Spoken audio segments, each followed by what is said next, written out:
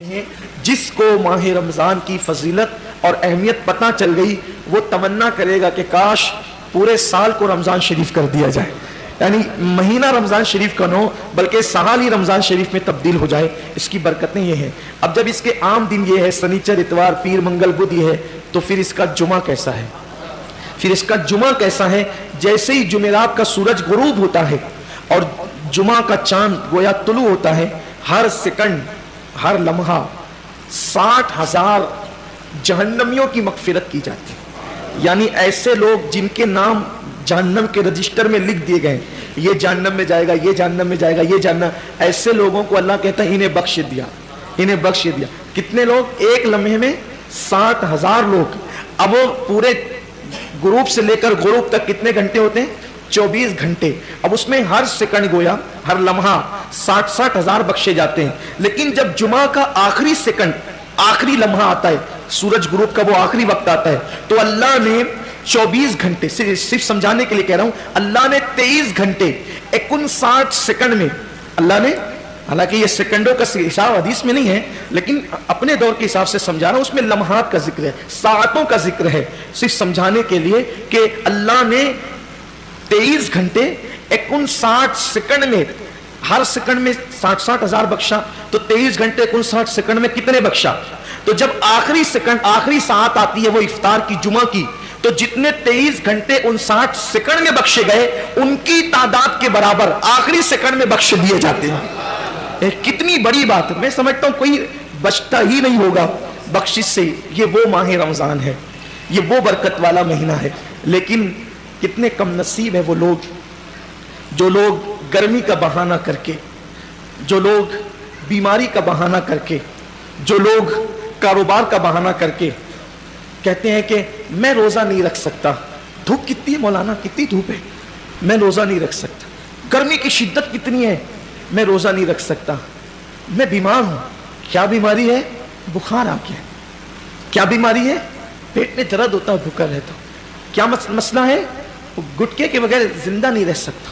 انا للہ و انا الیہ راجعون۔ رمضان شریف کا ایک روزہ، اگر کسی کا رمضان شریف کا ایک روزہ اس نے چھوڑ دیا، ایک روزہ اس نے رمضان شریف کا چھوڑ دیا، اس کے بدلے میں زندگی بھر روزے رکھے۔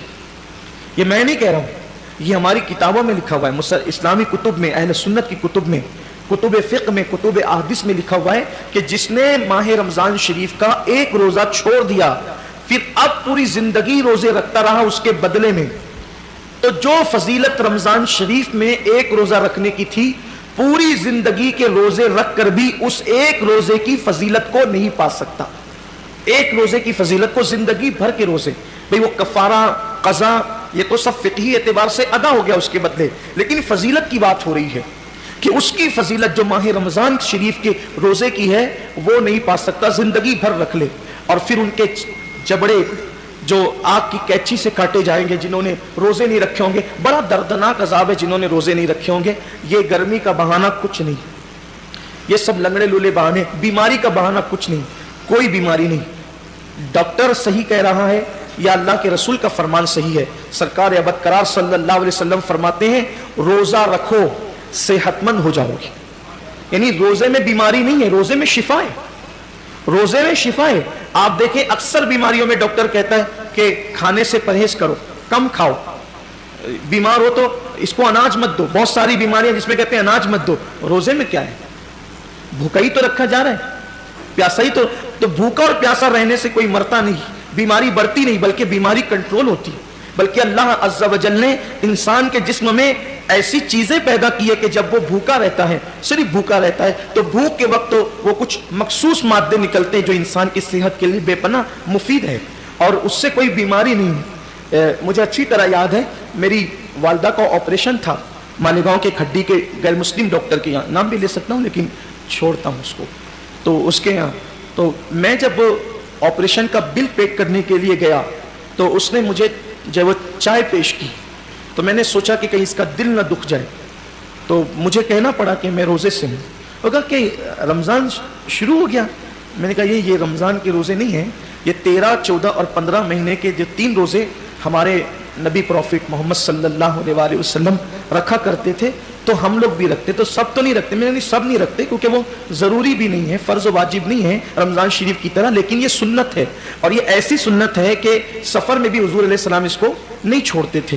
اور ہمارے نبی صلی اللہ علیہ وسلم نے فرمایا کہ جو یہ روزے رکھے گا تو اس کے چہرہ آخری دن قیامت کے دن 14ویں رات کی چاند کی طرح چمکے گا. آپ کی دعاؤں سے میری عادت ہے, مسلم ہو یا غیر مسلم ہو, جب بھی کوئی ملتا ہے ایسا تو پھر ہم اپنا سودا کھول کے بیٹھ جاتے ہیں, کیونکہ ہر دکاندار چاہتے ہیں نا کہ اپنا سودا بکے, تو اپنی عادت ہی ہے کہ بتا دے, پھر اللہ کی مدد. وہ اس کا چہرہ چمک اٹھا, یہ بات سن کر اس کا چہرہ چمک گیا. اس نے کہا مولانا صاحب یہ تو آپ کا مذہبی معاملہ ہے, لیکن یہ سائنس کہتی ہے کہ اگر مہینے میں 3 دن اس طرح سے اگر کوئی بھوکا رہے گا تو اس کا پیٹ واش ہو جائے گا, دھل جائے گا, صاف ہو جائے گا, اور پھر وہ کئی بیماریوں سے بچ جائے گا. فوراً میری زبان پہ حضور علیہ السلام کے لیے درود آ گیا کہ لوگ آج کہہ رہے ہیں میرے محبوب نے فرمایا کہ اس کو ہو سکے تو رکھو, اور بلکہ اس کو حضور نے سفر میں بھی نہیں چھوڑا.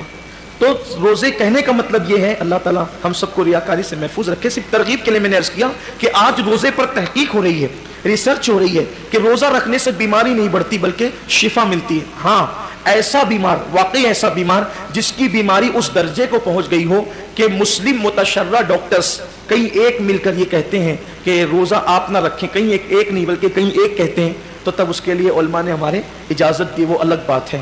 لیکن یہ چھوٹی موٹی بیماریاں کہ سر درد ہو رہا ہے, پیٹ درد ہو رہا ہے, بخار آ گیا ہے, ایکسیڈنٹ ہو گیا, پیر میں چوٹ آ گئی ہے, ہاتھ ٹوٹ گیا ہے, ان بیماریوں کے اندر روزہ کیسے چھوڑیں؟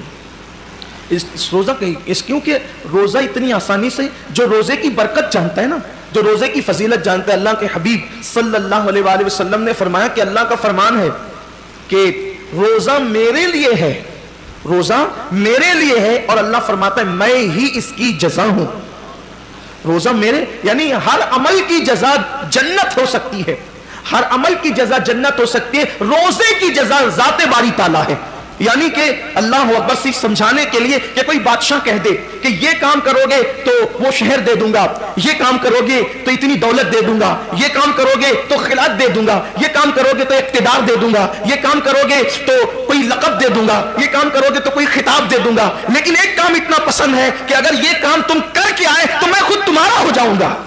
بادشاہ کہے کہ میں خود تمہارا ہو جاؤں گا. اللہ اکبر, سوچے نا ذرا پھر اس کام کی شان کیا ہے. اللہ کہتا ہے کہ روزہ میرے لیے ہے اور میں ہی اس کی جزا ہوں, میں ہی اس کی. مطلب کیا ہے؟ اب مطلب تو اللہ اس کا رسول اس کی مراد جانے, لیکن صوفیہ کہتے ہیں, روزے دار سے کہہ رہا ہے روزہ رکھ میں تیرا ہو جاؤں گا, روزہ رکھ میں تیرا ہو جاؤں گا. اور ایک روایت میں یوں بھی آیا ہے کہ جو روزہ رکھے گا اس کا مطلب یہ ہے کہ میں ہی اس کی جزا ہوں. مطلب روزے دار کو اللہ اپنا دیدار کرائے گا, روزے داروں کو اللہ کا دیدار نصیب